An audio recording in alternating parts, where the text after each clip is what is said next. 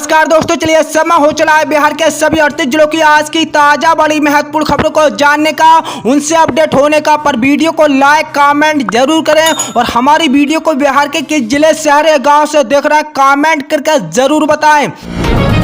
बिहार की महिला को नीतीश कुमार ने मुख्यमंत्री महिला रोजगार योजना शुरू की है। हर परिवार को एक महिला को 10,000 रुपए की मदद मिलेगी। आयकर विभाग की जांच, बिहार सरकार की भर्ती पर निजी कंपनियों का कब्जा, बड़े अधिकारी भी शामिल। शादी हुई ने स्वराज की बात चल रही है, सीएम फेस पर रोहिणी आचार्य का बेतुका बयान। सितंबर में बिहार को पीएम मोदी की बम्पर स्वागत है। वर्चुअल रूप से गांव से शहर तक विकास को देगी नई रफ्तार, आधारभूत ढांचे को कनेक्टिविटी को मिलेगी नई उड़ानें। समस्तीपुर में महिलाओं ने खेली होली, गुलाल लगाकर दी बधाई। शाहनवाज हुसैन बोले, सीएम महिला रोजगार योजना लागू करने वाला बिहार पहला राज्य है। पीडीएस दुकान के संचालक अब नहीं कर पाएंगे घोटाला, परख ऐप से होगी निगरानी। बिहार में महिलाओं के लिए पिक बस सेवा का विस्तार किया जा रहा है। सितंबर में 80 नई बसों का सड़कों पर उतरेगी, जिसमें से 22 पटना को मिलेंगी। यह बसें महिलाओं के लिए सुरक्षित और आरामदायक यात्रा सुनिश्चित करेगी। महिला स्टॉक और कंडक्टर तैनात होंगे। पटना में 10 नए रूटों पर पिक बस चलेंगी, जिसमें महिलाओं और ऑटो को निर्भरता कम होगी। बिहार पुलिस कांस्टेबल उत्तरी कुंजी 2025 केंद्रीय कांस्टेबल चयन बोर्ड CSBC बिहार अपनी आधिकारिक वेबसाइट csbc.bihar.gov.in पर कांस्टेबल भर्ती परीक्षा 2025 की उत्तरी कुंजी जल्द ही जारी कर सकती है। शुरुआत में एक ही अंतिम उत्तरी कुंजी पर्सनल आंसर की जारी की जाए, जिसमें उम्मीदवार को किसी भी विषागत के मामले में आपत्ति दर्ज करने की अनुमति मिलेगी। 31 अगस्त के बाद पेटीएम UPI बंद हो जाएगा, तो ट्रांसफर करने की जरूरत नहीं है। दरअसल हाल ही में कई यूजरों को अलग अलग UPI ऐप से नोटिफिकेशन मिला है, जिसमें लोगों के मन में काफी सवाल खड़े हो गए। इन सवालों के जवाब पेटीएम की ऑफिशियल पोस्ट में मिल जाएगा। ये जानने की 31 अगस्त से पेटीएम UPI पर क्या असर पड़ने वाला है। पटना मेट्रो के प्राथमिक कॉरिडोर का सितंबर में उद्घाटन होना है। इसे लेकर प्रधानमंत्री नरेंद्र मोदी सितंबर के तीसरे या चौथे सप्ताह में बिहार दौरे पर आ सकते हैं। चुनावी वर्ष में पटना वासियों को बड़ी सौगात मिलने वाली है। मेट्रो का परिचालन जल्दी शुरू हो जाएगा। पटना मेट्रो का उद्घाटन अगले महीने हो सकता है। इसी उद्घाटन के लिए प्रधानमंत्री नरेंद्र मोदी बिहार आ सकते हैं। पीएम मोदी मेट्रो के प्राथमिक कॉरिडोर का उद्घाटन कर सकते हैं। सितंबर के तीसरे या चौथे सप्ताह में बिहार के दौरे पर आ सकते हैं।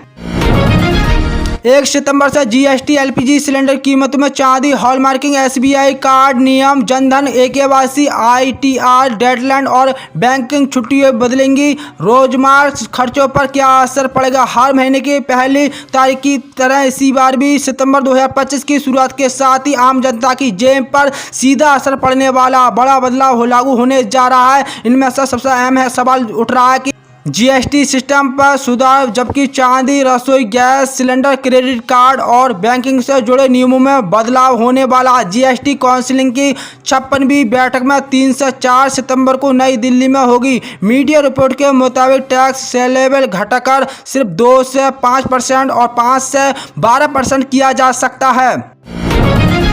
बिहार राज्य फसल सहायता योजना के तहत खरीफ मौसम 2025-2026 के फसल क्षतिग्रस्त का मुआवजा प्रदान करने के लिए जिलावार फसलों का चिन्हित करते हुए सहकारिता विभाग ने अधिसूचना जारी कर दी है। सीवान जिले के किसान धान, मक्का के साथ आलू, बैंगन व गोभी फसल की क्षतिग्रस्त होने पर मुआवजा के सहकारिता होगी। उन्हें बिहार राज्य फसल सहायता योजना के तहत मुआवजा राशि का भुगतान किया जाएगा। विभागीय जानकारी के मुताबिक वास्तविक उपज में 20% नुकसान की स्थिति में 7,500 रुपये प्रति हेक्टेयर या 20% के अधिक से फसल क्षतिग्रस्त होने पर 10,000 रुपये प्रति हेक्टेयर की राशि प्रदान की जाएगी।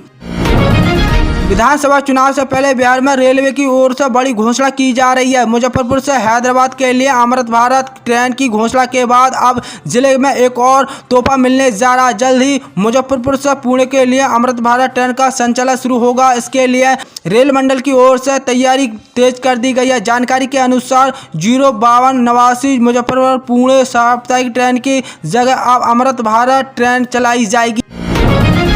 मोकावा से लड़ेंगे आनंद सिंह। ललन सिंह संग किया रोड शो। पूर्व विधायक और बाहुबली आनंद सिंह ने शनिवार को 3 करोड़ की बुलेट प्रूफ से मोकावा से रोड शो किया। उनके काफिले में 100 से ज्यादा गाड़ियां थी। 3 गाड़ियों में 30 से ज्यादा बॉडीगार्ड उनके साथ चल रहे थे। रोड शो के पटना के बाद सबैनिया गांव से शुरू होकर बापर से खत्म हुआ। 34 किलोमीटर के रोड शो के दौरान आनंद सिंह के साथ केंद्रीय मंत्री जेडीयू नेता ललन सिंह भी मौजूद थे।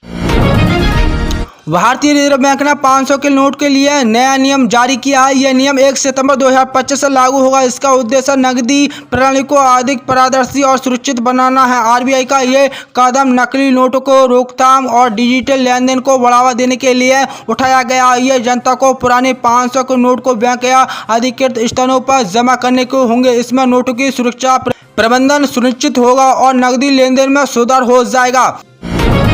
बिहार के मुख्यमंत्री नीतीश कुमार ने महिलाओं के लिए बड़ी पहल की है। उन्होंने मुख्यमंत्री महिला रोजगार योजना की शुरुआत की है। इसकी घोषणा उन्होंने सोशल मीडिया प्लेटफॉर्म एक्स पर की है। कैबिनेट की बैठक में इसी योजना को मंजूरी मिली गई है। ये योजना के तहत राज्य के हर परिवार के एक महिला को अपनी पसंद का रोजगार शुरू करने के लिए आर्थिक मदद दी जाएगी। इसके तहत स्कीम सितंबर 2025 से लागू होगी। सितंबर से 10,000 रुपये महिलाओं के खाते में भेजे जाएंगे। बिहार में हर दिन योजना का ऐलान किया जा रहा है। मुख्यमंत्री नीतीश कुमार ने आज शुक्रवार को महिलाओं के लिए एक बड़ी घोषणा कर दी है। बिहार के मुख्यमंत्री महिला रोजगार योजना को मंजूरी दे दी है। इस योजना के तहत राज्य के प्रत्येक परिवार की एक महिला को अपना रोजगार शुरू करने के लिए 2 लाख रुपए तक दिए जाएंगे। इसी पहली किस्त के रूप में परिवार की महिला को 10,000 रुपये दिए जाएंगे। 7 साल के बाद चीन की धरती पर पीएम मोदी ने रखा कदम। प्रधानमंत्री नरेंद्र मोदी जापान यात्रा के बाद चीन की तिनजिनिया पहुंचे, जहां उनका भव्य स्वागत हुआ। 7 साल बाद चीन की धरती पर कदम रखने पर रेड कार्पेट बिछाया गया है। पारंपरिक नृत्य में उनका अभिनंदन किया गया। चीनी नागरिकों ने भारतीय शास्त्रीय संगीत और नृत्य प्रस्तुत की है। पीएम मोदी ने संयुक्त सहयोग से संगठन SCO शिखर सम्मेलन में भाग लेने और राष्ट्रपति शी जिनपिंग सहित कई विश्व नेता शामिल हुए हैं। बिहार में मुफ्त अनाज वितरण में पारदर्शी लाने के लिए सरकार ने PDS दुकानों को निरीक्षण करने का फैसला किया। 2 से 9 सितंबर तक चलने वाले इसी अभियान में अधिकारी दुकानों को दौरा करेंगे और लाभार्थियों से बात करेंगे। PDS परख ऐप से निरीक्षण की रिपोर्ट तुरंत भेजी जा सकेगी। बिहार स्कूल एग्जामिनेशन बोर्ड में बिहार बोर्ड परीक्षा 2026 के लिए पंजीकरण प्रक्रिया बढ़ा दी है, जिसमें उम्मीदवार को BSEB कक्षा 10वीं कक्षा 12वीं बोर्ड परीक्षा के लिए आवेदन करना है। वे BSEB के आधिकारिक वेबसाइट के माध्यम से कर सकते हैं। कक्षा 10वीं का पंजीकरण लिंक secondyear.biharboardonline.com पर उपलब्ध है और कक्षा 12वीं का पंजीकरण लिंक secondyear.biharboardonline.com पर उपलब्ध है। बिहार सरकार खरीफ फसलों के लिए किसानों को सब्सिडी पर ब्याज उपलब्ध करा रही है। इसी योजना के तहत 90% तक अनुदान, जिसमें से बीज की कीमतों में 5 रुपये प्रति किलो तक हो सकती है। संकर हाइब्रिड धान पर 50% तक अनुदान, 10 वर्ष से कम अवधि के धान के बीज की पर 50% सब्सिडी। इसी अनुदान का लाभ सीधे उन किसानों को मिलेगा जिसमें बिचौलियों की भूमिका खत्म होगी और पारदर्शी सुनिश्चित होगी।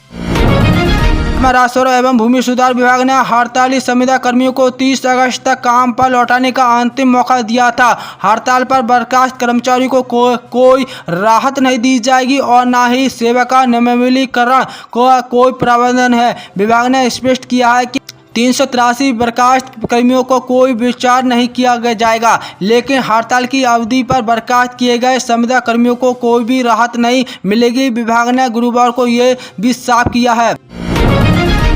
राष्ट्रपति द्रौपदी मुर्मू आगामी 1 सितंबर सोमवार को 2 दिवसीय दौरे पर कर्नाटक के ऐतिहासिक शहर में मैसूर आ रही है। राष्ट्रपति का यहां अलग-अलग कार्यक्रमों में हिस्सा लेगी। ये साथ ही देवी चामुंडेश्वरी के पूजन अर्चना को दर्शन करेगी। राष्ट्रपति द्रौपदी मुर्मू 1 से 2 सितंबर यानी सोमवार को मंगलवार को कर्नाटक के ऐतिहासिक शहर मैसूर के दौरे पर आ रही है। राष्ट्रपति के 1 सितंबर को दोपहर 3:10 में मैसूर हवाई अड्डे पर वह पहुंचेगी। एयरपोर्ट पर राज्य के मुख्यमंत्री सिद्धरामैया उनका स्वागत करेंगे।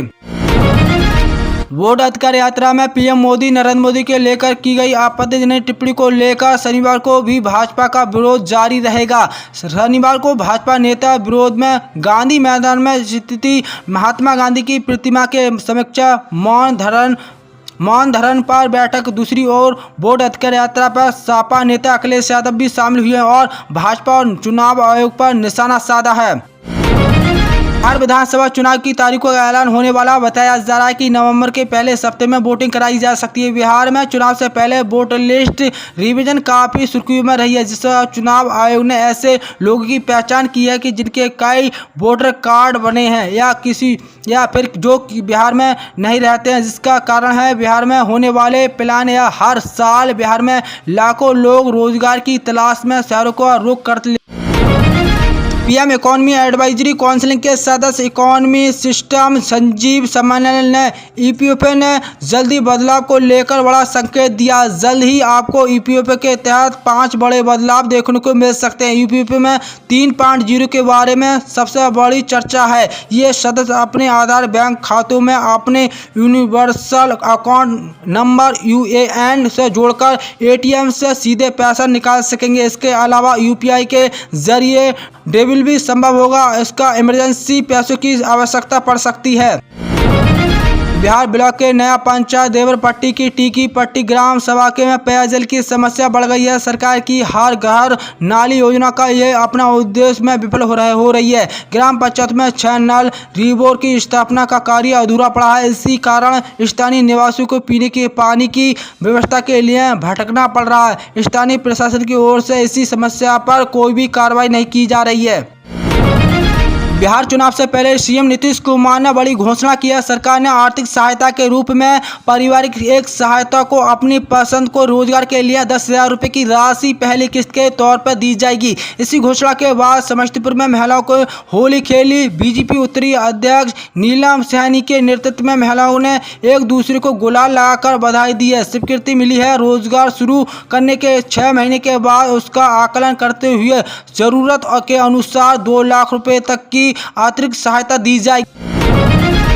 केंद्र सरकार के जीएसटी सुधार प्रस्ताव का 7 गैर एनडीए राज्यों ने विरोध किया है। आम आदमी के जेब पर असर पड़ने वाले जीएसटी के केंद्र सरकार के बदलाव करना चाहती है, लेकिन केंद्र की जीएसटी रिफंड के प्रस्ताव को 7 गैर एनडीए को राज्य के खारिज कर सकती है। उनका कहना है कि अगर 5% तो 18% की तो 2 प्रणाली को लागू किया जा सकती है। उन्होंने 2 स्तरीय प्रणाली लागू की जा सकती है, तो उन्होंने 85,000 करोड़ से लेकर 2 लाख करोड़ रुपए का नुकसान हो सकता है।